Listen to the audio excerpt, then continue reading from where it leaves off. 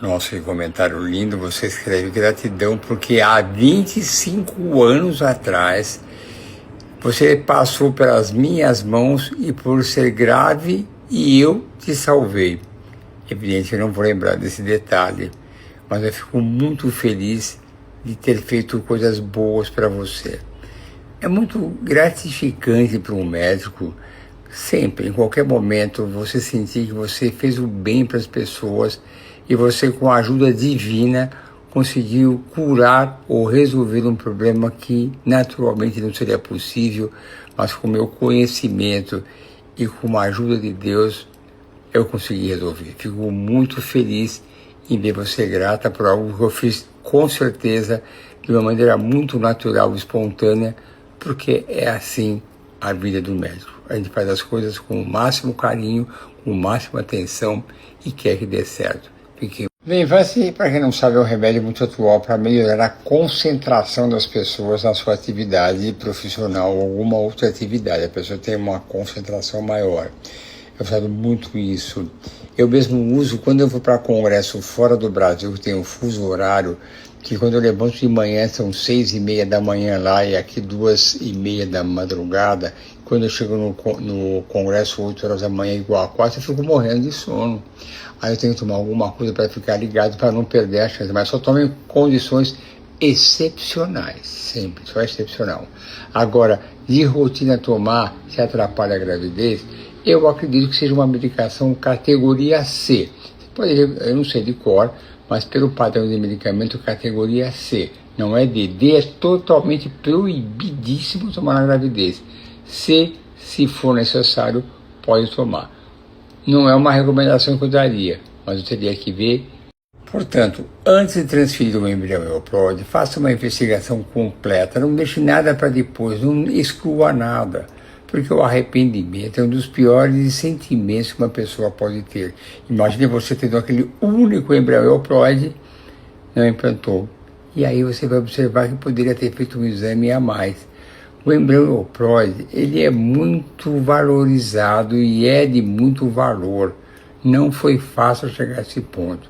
Por isso, não exclua possibilidades que possam atrapalhar a sua implantação.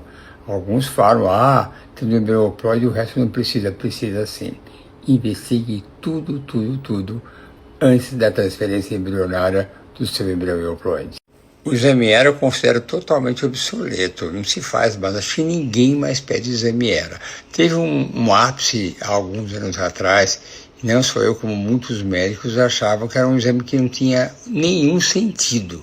Eu pedia no embalo, porque se falava muito que era bom, mas não só eu, como muitos profissionais concluíram que não tinha nenhum interesse. E nos congressos que eu fui, fora do Brasil, também na Espanha, o palestrante perguntou quem é que fazia o exame ERA. E era um auditório com mais de 800 profissionais de 40 a 50 países diferentes. A grande maioria nunca fazia o exame ERA. Agora, hoje em dia ficou totalmente provado a sua inutilidade. Eu não peço de jeito nenhum. É caro, desnecessário e até mesmo inútil. Avaliar de imagem é uma coisa muito sutil. Não é todo mundo que sabe ver bem a adenomiose. Tem gente que vê demais e gente que vê de menos. Então, ver a redução da área de adenomiose é complexo. Tem que saber avaliar muito bem. E por isso que eu falei de preferência com o mesmo profissional. Já aconteceu algumas vezes, pacientes de outras cidades longas fazem um exame de adenomiose e mostra que ainda está muito vibrante ali a adenomiose. Vem aqui para São Paulo com pessoas qualificadas, ou mesmo na cidade dela, ou próximo a ela, e não é nada disso, houve uma redução satisfatória. A adenomiose é uma doença complexa e deve ser muito bem avaliada e muito bem tratada para aumentar ao máximo as chances de sucesso nos tratamentos de fertilização. Útero de Delphi, útero bicorno, para quem não sabe, é uma malformação uterina. O útero bicorno é quando ele fica com dois corninhos, fica separado. E o de Delphi é um pouco diferente, mas não dá para explicar aqui só com gesticulação. Se atrapalha, ele dificulta a implantação. Não impede, mas é necessário ver pelo ultrassom qual o tamanho da cavidade, ver qual cavidade é melhor. Ele é pior, mas não impede. Eu tenho várias grávidas que ficaram gestante com fertilização, com alterações uterinas morfológicas da anatomia como você. Não tem o que fazer, não tem cirurgia para isso. A única malformação que tem indicação cirúrgica é o útero septado, que a gente tem o septo. O útero unicorno, se for muito pequenininha a cavidade, às vezes a gente faz uma cirurgia para ampliar a cavidade. Só esses casos. Os outros não tem solução, mas podem engravidar sim e com sucesso. E é importante na hora que ficar... De jeito nenhum. Quira B não leva a maiores problemas de jeito nenhum. Então, por isso, essa associação não é a pior associação. A pior associação é quando é Quira A e o marido, o homem, for C2, C12 ou C2, C1. Essa é a pior, não essa que você me mostrou aqui, não. Para quem não sabe, o KIR é uma avaliação imunológica da receptividade do endométrio em relação à implantação embrionária.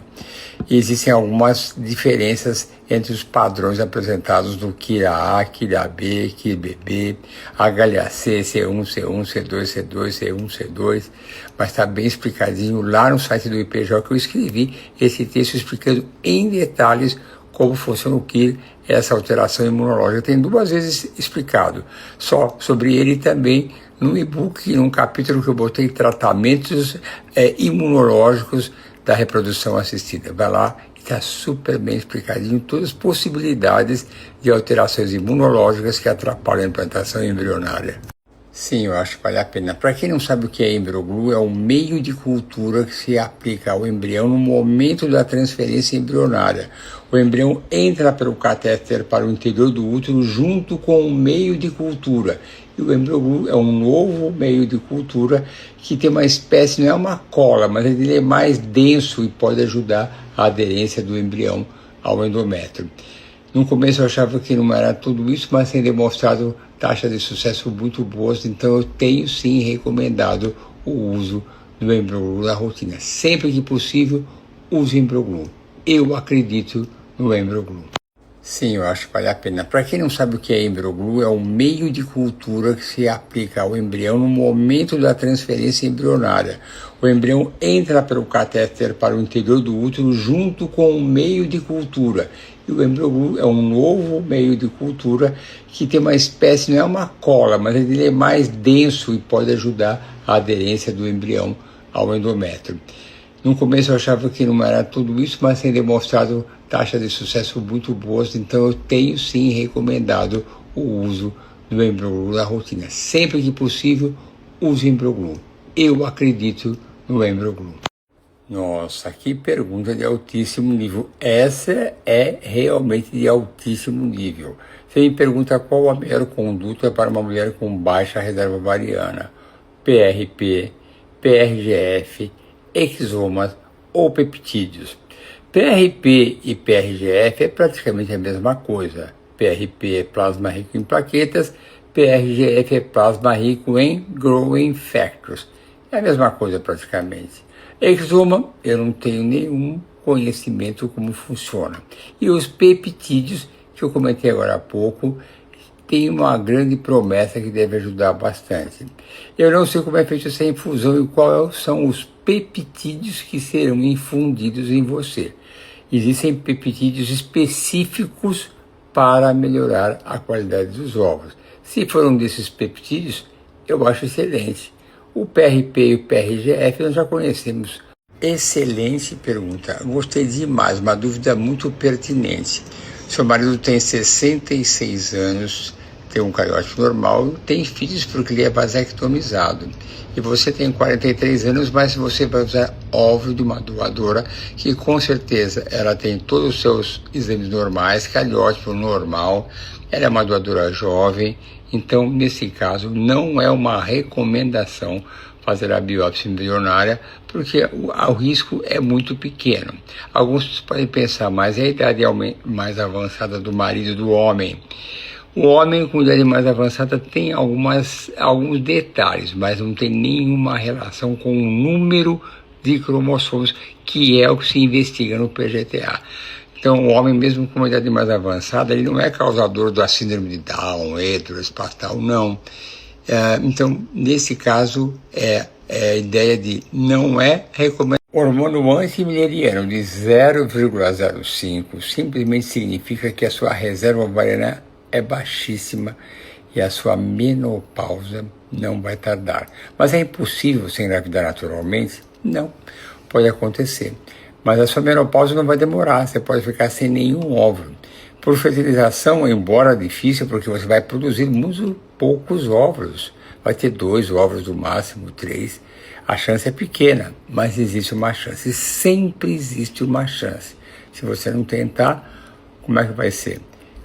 Continue namorando, tendo relações naturalmente, mas vá direto para uma fertilização para maximizar a sua chance de engravidar.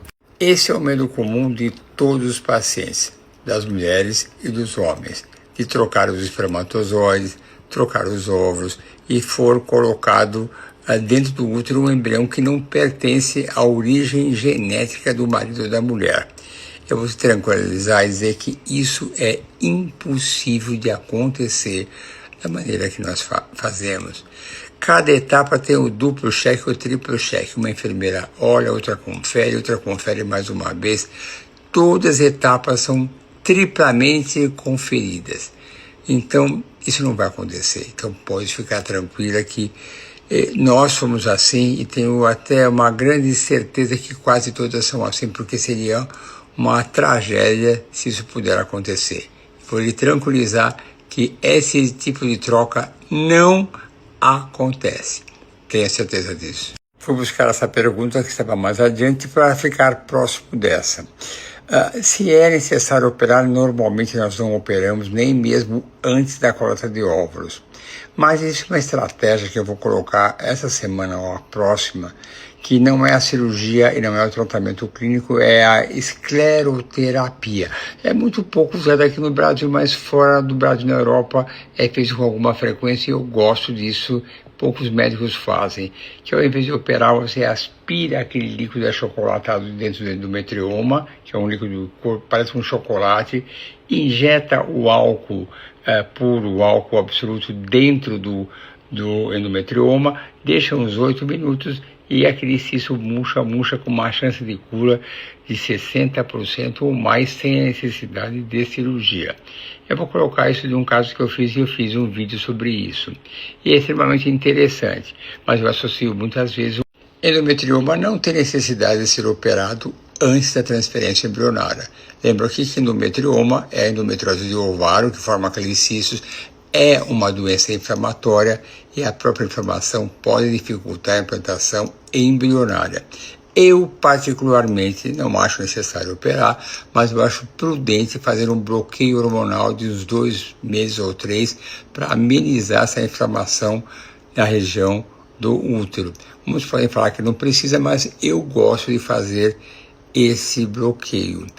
Eu até vou comentar uma pergunta que eu já vi que está mais adiante, que fala sobre um procedimento de endometrioma. Mas no seu caso, não é necessária cirurgia, não, antes da transferência embrionária. Nossa, que comentário lindo, você escreve gratidão, porque há 25 anos atrás, você passou pelas minhas mãos e por ser grave, e eu te salvei. Evidente, eu não vou lembrar desse detalhe, mas eu fico muito feliz de ter feito coisas boas para você. É muito gratificante para um médico, sempre, em qualquer momento, você sentir que você fez o bem para as pessoas e você, com a ajuda divina, conseguiu curar ou resolver um problema que naturalmente não seria possível, mas com o meu conhecimento e com a ajuda de Deus, eu consegui resolver. Fico muito feliz em ver você grata por algo que eu fiz com certeza de uma maneira muito natural e espontânea, porque é assim a vida do médico. A gente faz as coisas com o máximo carinho, com a máxima atenção e quer que dê certo.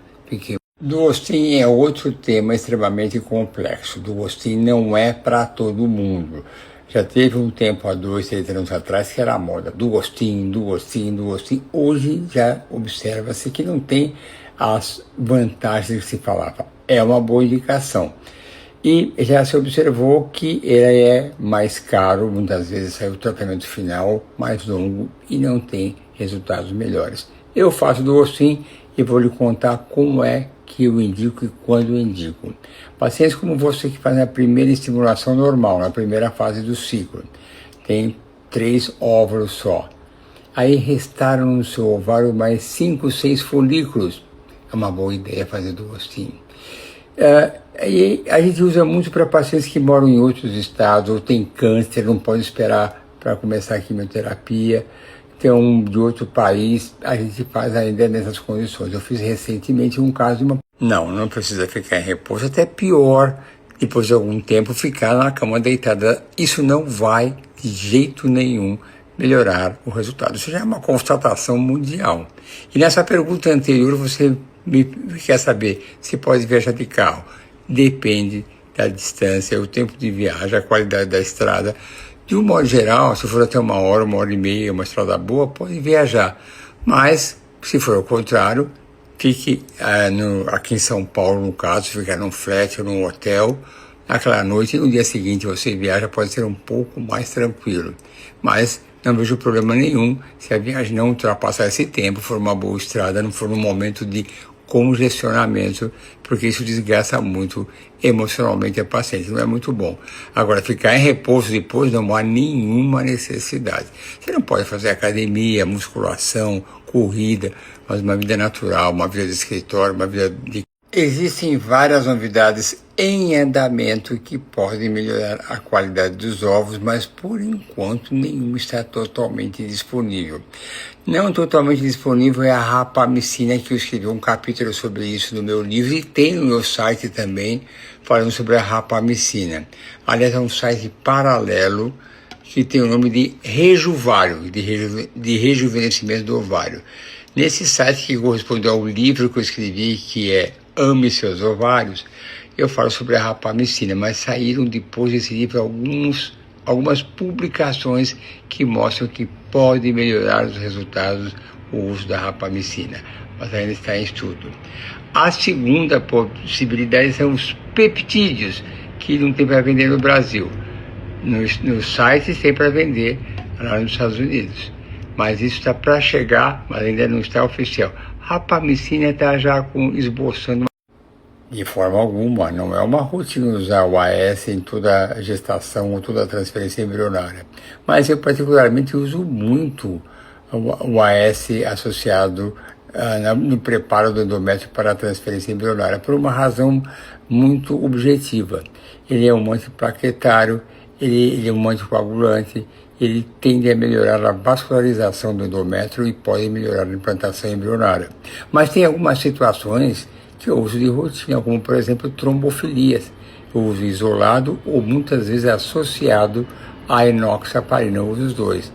Então não é para todo mundo, mas é muito útil e pode ajudar a melhorar a implantação embrionária. Eu uso quase que de rotina, mas não é obrigado, é só uma coisa minha, uma conduta que eu acho muito boa para melhorar os resultados da implantação embrionária. Portanto, pode realizar a biópsia embrionária PGTA, mas não é uma recomendação. Se fosse com seus óvulos, seria altamente recomendado, porque você tem 43 anos. E a idade paterna avançada não interfere nessa alteração cromossômica. E você está usando uma doadora jovem, então não há nenhuma necessidade, nenhuma recomendação. Pode fazer se você quiser, simplesmente não é uma recomendação. A idade paterna avançada tem alguns outros detalhes, mas nenhuma relação com o número de cromossomos, como síndrome de Down, Ehlers-Danlos, e por isso não é recomendado, por esse motivo, fazer o PGTA. Sim, para tratar a adenomiose, tem que usar os análogos do GnRH, Zoladex, Neodacpeptil, Lectron, e dependendo do grau de comprometimento do miométrio, eu associo com outras medicações. Eu uso gestrinona, uso letrozol e algumas vezes até com a metformina, que é um remédio para diabetes, mas ela tem uma capacidade antiangiogênica e associado a outros medicamentos, como esses que eu falei agora há pouco, diminui aquela doença inflamatória e apressa a cura. Então, são várias possibilidades de tratar a adenomiose que deve ser tratada. Para ver contrações uterinas, o exame ideal é a ressonância Cine-Mold Display. Mas é muito raro ter em alguns lugares. Aqui em São Paulo tem uma clínica que faz muito bem isso. Mas o médico de ultrassom que tem a calma, a persistência, avalie naquela fase de transferência, na fase lúcida, ver a contratibilidade, alguns profissionais conseguem ter essa sensibilidade. O exame básico é a ressonância Cine-Mold Display. Eu até vou mostrar para você um link como é que funciona que tem no meu site. Mas você não vai encontrar em Pernambuco, não. Precisa de um bom médico de ultrassom para avaliar essa contratibilidade. E se tiver dúvida que pode ter ou não, você usa de cara o atosiban e outras medicações que relaxam o útero. Porque, por exemplo, mulheres que têm adenomiose, endometriose ou miomas, elas têm com muita frequência um número de contrações maior do que o esperado. Aí já trata de uma vez. Após a transferência, não tem nenhuma recomendação para repouso absoluto, nem é recomendado você ficar em repouso absoluto, é até uma contraindicação.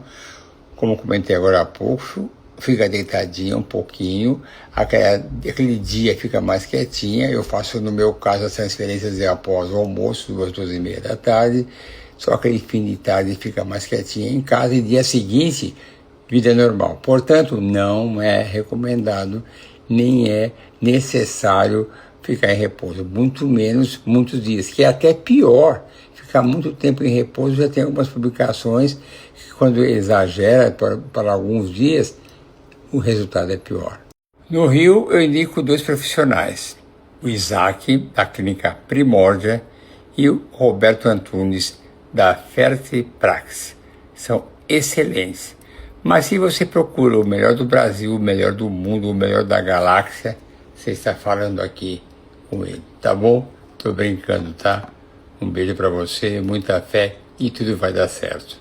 E para comentar, estou com um caso agora de uma paciente internada com uma gestação gemelar dupla. É uma paciente com idade avançada, ela queria colocar 2 embriões. Eu falei que não era uma boa ideia, comentei todas essas possíveis complicações que poderia ter. E transferi um único embrião. E sabe o que aconteceu? Esse único embrião dividiu em 2. Ela está com uma gestação gemelar univitelínica, 2 bebês idênticos, mas aí é o poder divino que determinou. Só que ela está com uma complicaçãozinha, nos bebês está um pouquinho fraquinho, eu tive que interná-la para fazer cuidados muito intensivos todos os dias para ver como é que os bebês estão. E a qualquer momento eu tenho que ir às pressas e fazer a cesárea de urgência. Não vai acontecer nada porque ele está numa ótima maternidade, mas vão ser prematuros. Por isso a recomendação sempre é transferir um de cada vez para evitar complicações maiores. Essa pergunta também é sensacional. Você teve 4 perdas fetais, você é Kira A, e me pergunta se seu marido precisa também fazer o exame. Eu acho que você está se referindo ao HLA-C.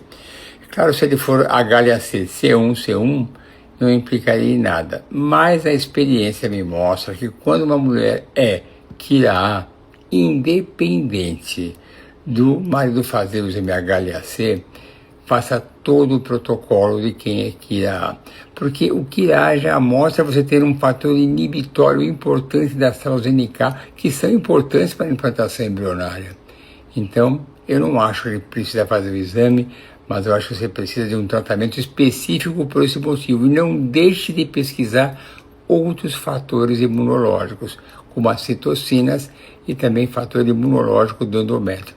Cada detalhe tem seu peso. Por mais desprezível que seja por alguns, ele tem seu valor. Você tem um embrião de ótima qualidade de D6, um blastocisto muito bom, mas é um embrião de D6. Você tem chance. Se fosse um embrião de D5, eu diria que seria uma chance de 70% pelo menos.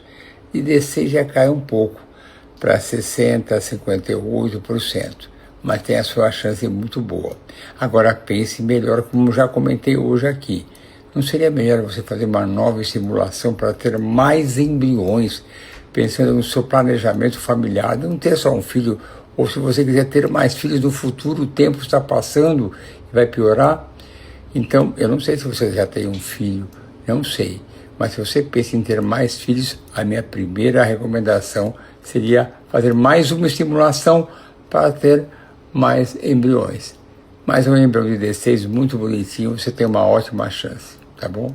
De jeito nenhum. Eu, particularmente, uso em quase toda a transferência porque é um vasodilatador, aumenta a circulação para o útero e eu gosto de usar. Tem algumas que são indicações obrigatórias na transferência.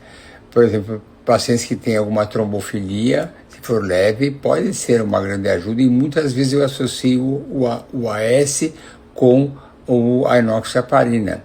Mas não é rotina, mas em algumas situações especiais é muito interessante. Endométrio fino é um dos grandes desafios da medicina reprodutiva. Você usou uma altíssima dose de estradiol, trocou só a marca, tudo é estradiol. Aí tem outras possibilidades.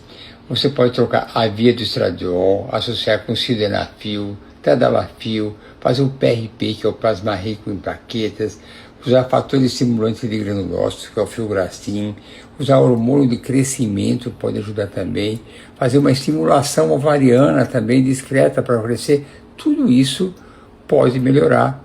Eu gosto muito de alguns deles, eu gosto do GH, hormônio do crescimento, eu gosto de fazer estradiol via vaginal associado ao sildenafil, eu gosto do PRP também, que ajuda bastante, eu gosto do círculo natural, todos têm o seu valor. Mas só trocar a marca do estradiol, eu não acho uma boa opção. Avaliar de imagem é uma coisa muito sutil. Não é todo mundo que sabe ver bem a adenomiose. Tem gente que vê demais e gente que vê de menos. Então, ver a redução da área de adenomiose é complexo. Tem que saber avaliar muito bem. E por isso que eu falei de preferência com o mesmo profissional. Já aconteceu algumas vezes, pacientes de outras cidades longas fazem um exame de adenomiose e mostra que ainda está muito vibrante ali a adenomiose. Vem aqui para São Paulo com pessoas qualificadas, ou mesmo na cidade dela, ou próximo a ela, e não é nada disso, houve uma redução satisfatória. A adenomiose é uma doença complexa e deve ser muito bem avaliada e muito bem tratada para aumentar ao máximo as chances de sucesso nos tratamentos de fertilização. Duostin é outro tema extremamente complexo. Duostin não é para todo mundo. Já teve um tempo, há 2, 3 anos atrás, que era a moda. Duostin. Hoje já observa-se que não tem as vantagens que se falava. É uma boa indicação. E já se observou que ele é mais caro, muitas vezes sai o tratamento final mais longo e não tem resultados melhores. Eu faço Duostin e vou lhe contar como é que eu indico e quando eu indico. Pacientes como você que fazem a primeira estimulação normal, na primeira fase do ciclo, tem 3 óvulos só. Aí restaram no seu ovário mais 5, 6 folículos. É uma boa ideia fazer Duostin. E a gente usa muito para pacientes que moram em outros estados, ou tem câncer, não pode esperar para começar a quimioterapia, tem um de outro país, a gente faz ainda nessas condições. Eu fiz recentemente um caso de uma... Claro que já, vários, não é um problema não. É um caso específico, que tem uma cavidade diminuída, tem que tomar alguns cuidados. Ficando grávida, eu considero praticamente obrigatório fazer a cerclagem, aquele ponto que a gente dá no colo para evitar um aborto, uma perda fetal, mas não vejo nenhum problema. Não é que eu já tive vários, não vejo nenhum empecilho. Tranquilo, o útero unicórnio na fertilização assistida não impede a implantação, mas cuidado com as perdas fetais. Só isso. Vai dar tudo certo. Não é uma coisa incomum dar certo. É muito frequente, sem problema nenhum. E aqui um outro comentário, não é o mesmo não, só agradecer. E eu vejo na foto dessa pergunta, eu não consigo identificar quem é exatamente, mas uma mãe jovem segurando seu bebezinho no colo. Isso também é emocionante. São esses detalhes da vida que emocionam a vida do médico. E a pessoa realizada com aquilo que ela tanto queria.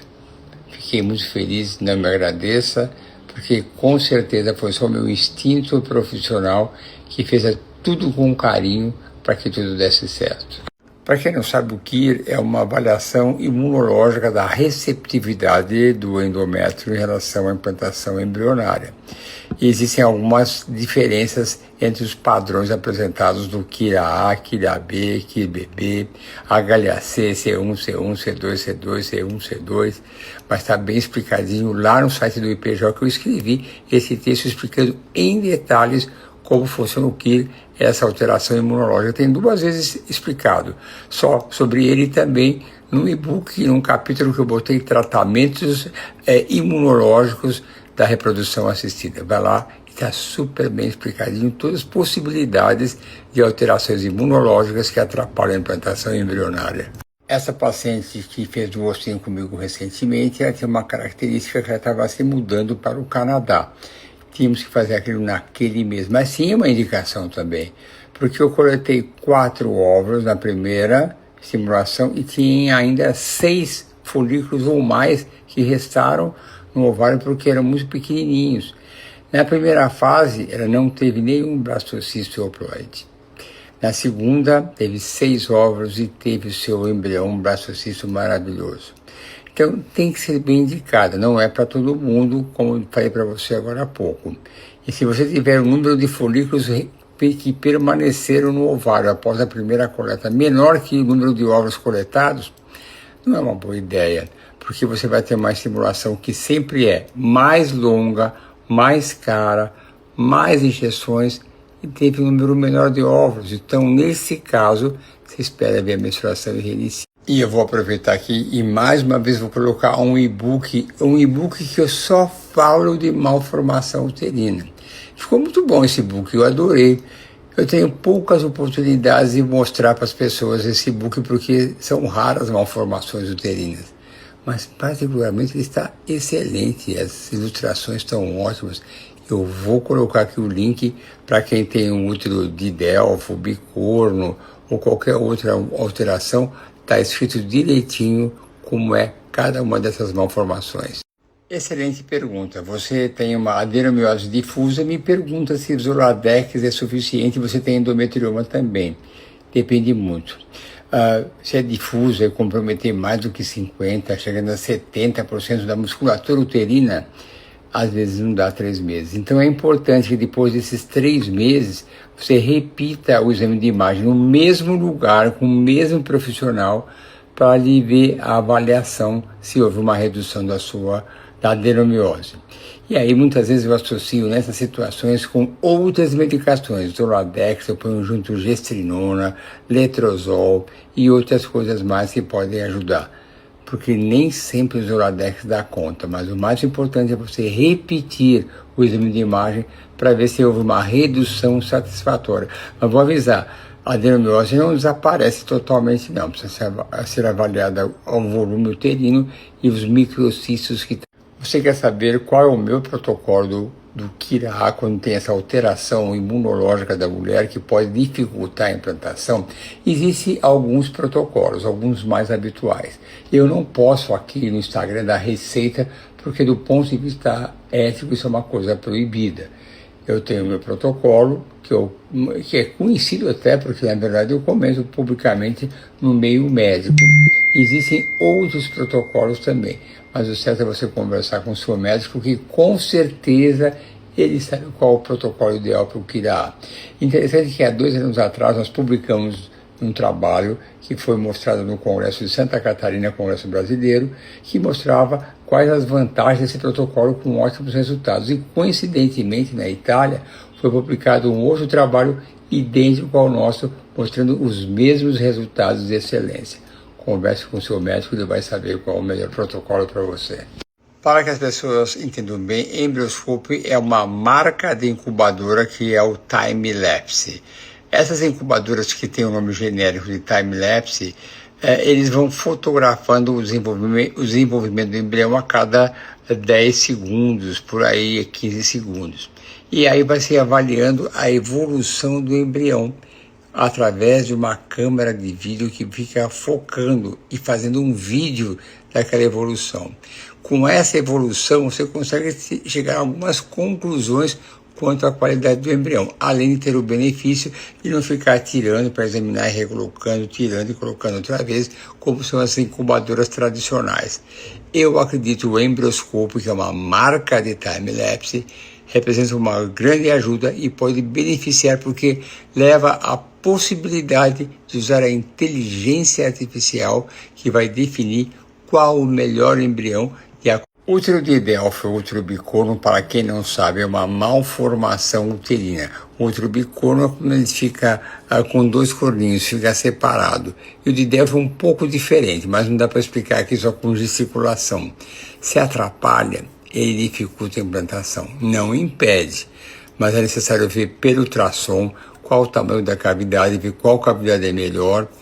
Ele é pior, mas não impede. Eu tenho várias grávidas que ficaram gestantes com fertilização, com alterações uterinas morfológicas da anatomia como você. Não tem o que fazer, não tem cirurgia para isso. A única malformação que tem indicação cirúrgica é o útero septado, que a gente tem o septo. O útero unicorno, se for muito pequenininha a cavidade, às vezes a gente faz uma cirurgia para ampliar a cavidade. Só esses casos. Os outros não tem solução, mas podem engravidar sim e com sucesso. E é importante na hora que ficar. Vocês vão achar poucas publicações a respeito disso aqui no Brasil, pouco se faz, mas vocês acham muitas coisas publicadas no PubMed a respeito disso. Eu mesmo nunca escrevi nada, mas agora eu vou escrever essa semana. Eu vou escrever junto com esse vídeo que eu fiz, que eu vou montar, que eu acho interessante. Sempre repito que a endometriose é uma doença inflamatória e esse endometrioma, esse cisto, ele atrapalha às vezes. E aí nós aproveitamos durante a coleta dos óvulos, a gente colhe os óvulos, esvazia o cisto, injeta o álcool absoluto, deixa um pouquinho, colhemos os óvulos e minimizamos a inflamação causada pela endometriose. Eu acho uma estratégia maravilhosa, viu? Pena que poucos falam sobre ela, mas vocês acham na literatura internacional com alguma frequência. Normalmente eu nunca recomendo transferir 2 embriões. Em algumas situações especiais, você tem 2 embriões, um é maravilhoso, outro embrião ele não tem uma boa morfologia, então não vale a pena manter congelado, eu posso deixar escapar isso. O que eu falo sempre é que a gestação gemelar aumenta a incidência de prematuridade, hipertensão arterial, eclâmpsia, todas essas complicações. Então eu nunca recomendo. Se ela falar que eu quero, eu ponho 2, mas eu faço sempre toda a minha exposição das complicações de uma gestação gemelar. Se mesmo assim ela quiser, sim. 3, nunca, nem pensar, eu nem converso com a paciente, tá bom? Portanto, qualquer uma delas pode ajudar.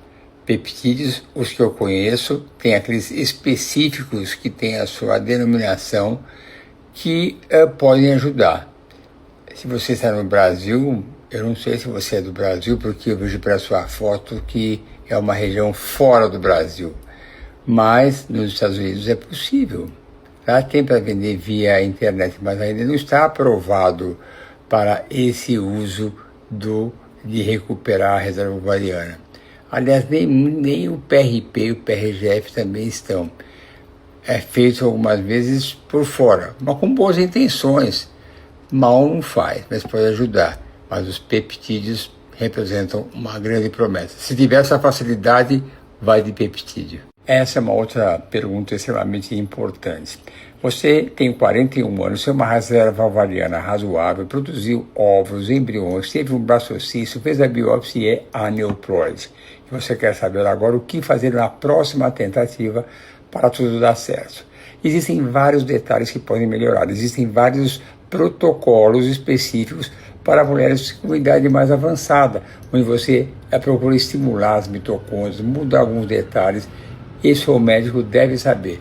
Tem que trocar o protocolo, que muitas vezes dá um resultado melhor numa próxima estimulação.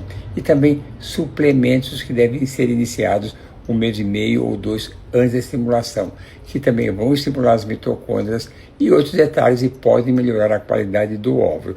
Deixa todos os detalhes, mas vai em frente, porque 41 anos não dá para diminuir. Tem que lutar, ir atrás, sempre haverá uma solução específica para você.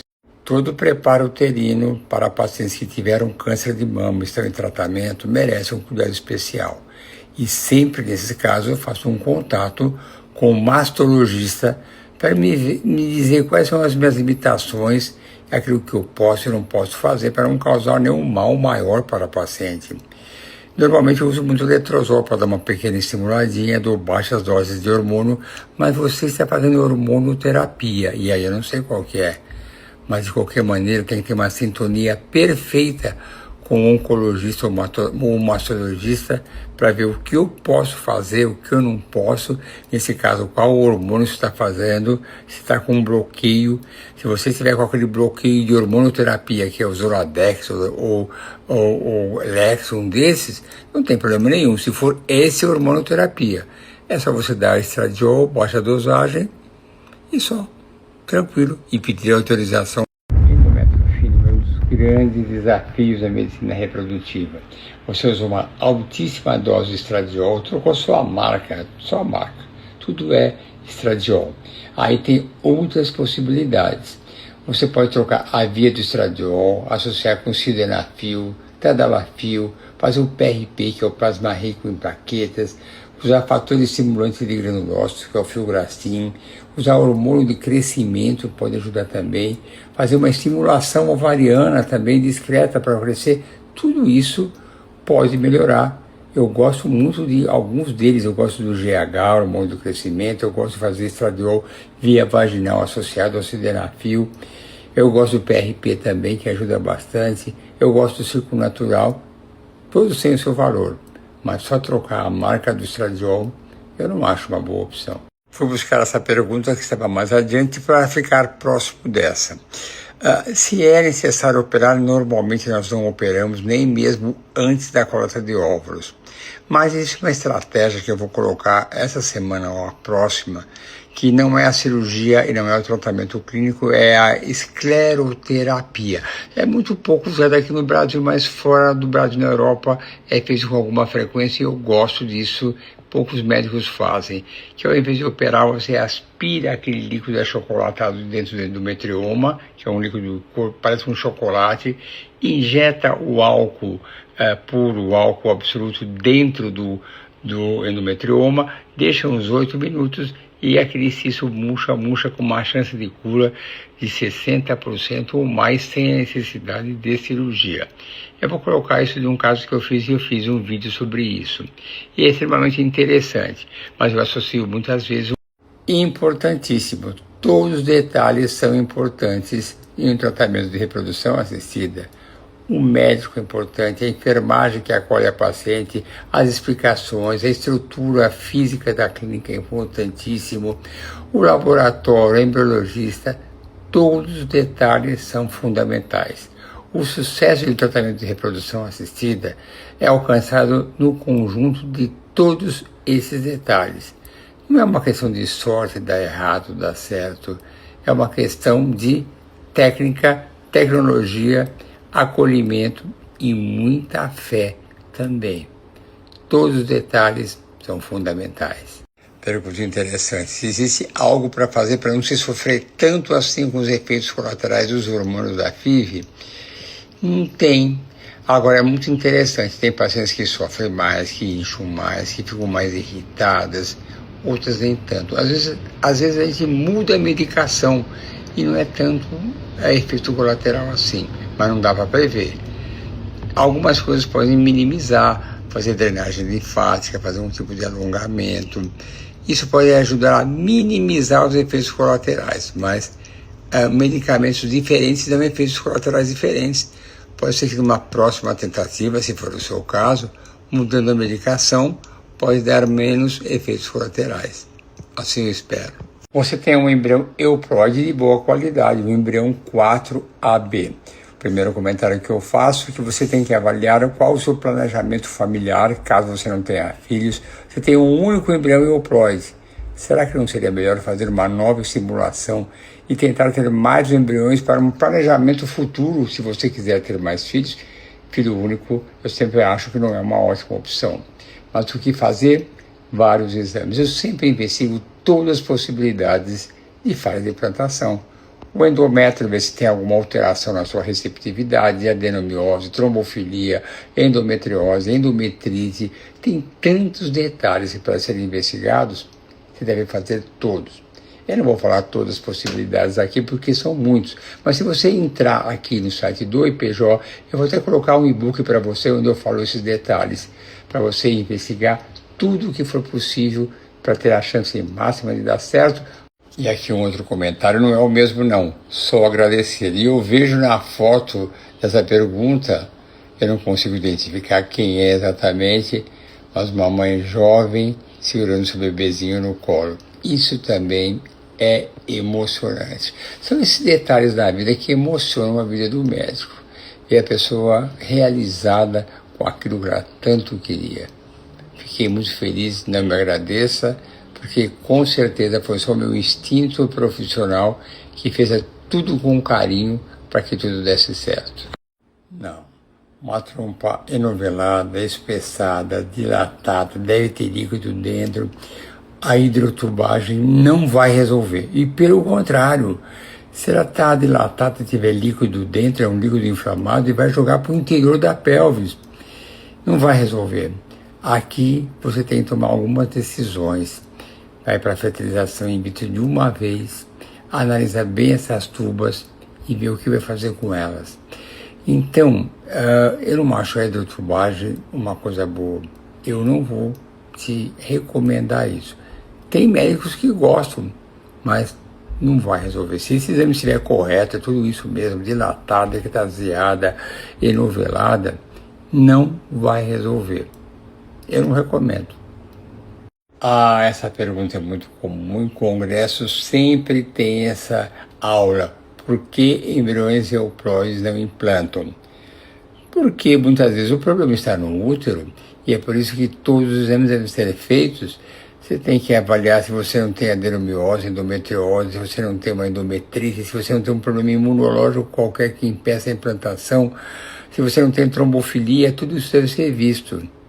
E até em algumas situações especiais, a própria biópsia, essa manipulação, muitos falam que pode atrapalhar.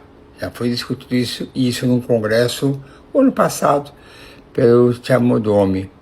Uma manipulação inadequada pode atrapalhar. Eu acho que a biópsia embrionária, o PGTA, é excelente, eu recomendo muito para aqueles casos que realmente têm indicação, com 38 anos para cima, qualquer alteração cromossômica que o homem ou a mulher tenha. Mas não é para todo mundo que deve ser indicado. E eu só te respondi falando do KIRA, mas o seu marido tem que fazer todos os exames necessários. Espermograma com fragmentação do DNA do sêmen, ele tem que fazer o cariótipo também, tem que fazer tudo. Eu só comentei a pergunta anterior em relação ao KIRA, mas ele tem que fazer todos os exames. Provavelmente tudo é muito fácil, para a mulher é que as coisas são difíceis, né?